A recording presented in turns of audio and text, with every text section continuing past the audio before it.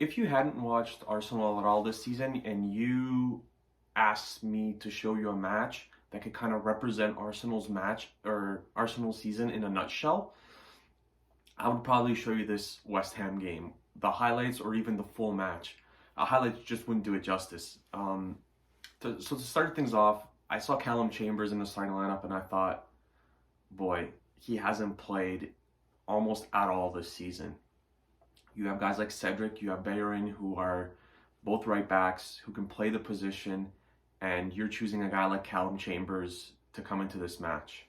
Now, granted, a lot of people think that Arsenal's season is done. I've personally said on many occasions, when it's mathematically over, not being able to reach the top 4 or 5, then I'll put up my hands and say, listen, the season's finished.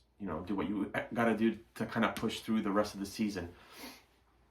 You can't concede 3 goals in the first 32 minutes, or if we're being a little bit more specific, it was something like 16 minutes. The first goal by Lingard was exceptional, well placed, loves playing against Arsenal, loves scoring against Arsenal. He did it again.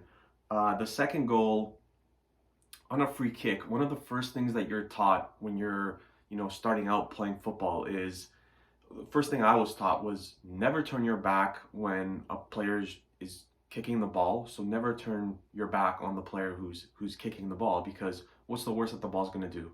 It's not going to kill you. And the second thing is, never leave a guy unmarked when he's taking a free kick. Just all it takes is one player just to stand in front of the ball and not allow the attacking team to take the free kick. And Arsenal completely forgot about that. Tierney turned his back. Pablo Mari turned his back. I think Thomas Partey was in the vicinity. He turned his back. They played it quickly. Leno should have done a much better job of reacting to the play. He didn't. 2-0. Jared Bowen scores the goal. Another one a bit after that, 3-0. Laka ends up pulling one back just before half. It was ruled, an own goal. But it was set up by Chambers. Chambers whipped in the ball. Laka's shot deflected and goes in. Second goal in the second half, I actually thought changes were going to be made at halftime. So I actually thought that Aubameyang was going to come off. He just doesn't work on the wing. Like, it's time for this experiment to be over, so to say. There are so many players on this team who could play the wing positions. It's an abundance of players who can play on that position. And we choose to throw a striker out there and, kind of hope for the best.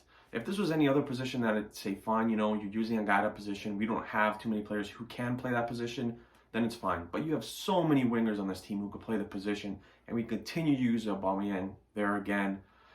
Very quiet today, yet again. This whole season's been kind of a wash for him, both personally and on the pitch and stuff like that. But the second goal, again, Callum Chambers whips in the ball and another own goal.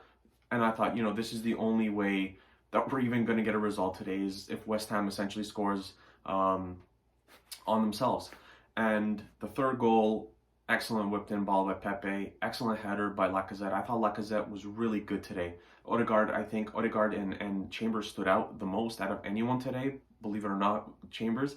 But I thought Lacazette was really good today. Again, his hold-up play is really, really good, and that he's done that since he's arrived at Arsenal. And that's one of his great qualities, apart from scoring goals, is holding up the ball and kind of waiting for everyone to, kind of get closer to him and to deliver the ball to the playmakers who need to get the ball, which is guys like Odegaard and Emil Smith-Rowe and players like that. But this match easily could have been 5-all, 6-all. Antonio hit the post from close range. Arsenal had a number of opportunities in the last 15, 20 minutes, high pressure, but it ended 3-3, and I think West Ham shouldn't be satisfied, and I don't think Arsenal should be satisfied, to tell you the truth. Blowing a 3-goal lead is a lot to ask for, and the way that Arsenal approached this match was completely wrong. Like, in the first 20 minutes, it was out of sorts. It was like these guys had never played together, and I get that this is the third match in, 8-9 days. I completely get that. The squad is big, so the rotations should be emphasized, and they should be used, and rotating guys was done today for the most part, and I still don't think that guys really reacted that well in the first half an hour. Like I said, you can't go down 3-0 in the first 32 minutes. So that's something that needs to get better. It was good to see Martinelli out there and playing. Like I said, Odegaard I thought was really, really good today, especially the second half. The first half, it's hard to say that anyone really stood out with how much ball that West Ham had, and they created a lot, and they're a great team, and that's why they are, you know, in fourth position in the Premier League. But it has to be much better than this. There's no excuses. Like I said, the squad is big. Rotating guys has to be done. Pablo Mari, you know, stepped in today. He hasn't played that much lately. Callum Chambers is another guy I mentioned. Hasn't played almost at all this season. And then again, using Aubameyang on the wing, I just don't like it. A lot of fans don't like it. A lot of people in general just don't like it. He's a proven goal scorer, and you keep sticking him out on the wing. Just didn't make sense to me. I thought Tierney today, for the most part, was fairly quiet. Like, we're used to a lot of our attacks running through him. I thought for the most part, he had some glimpses, but for the most part, he was fairly quiet. So it's better to get the point than to lose the match, but this is a big time learning point going forward.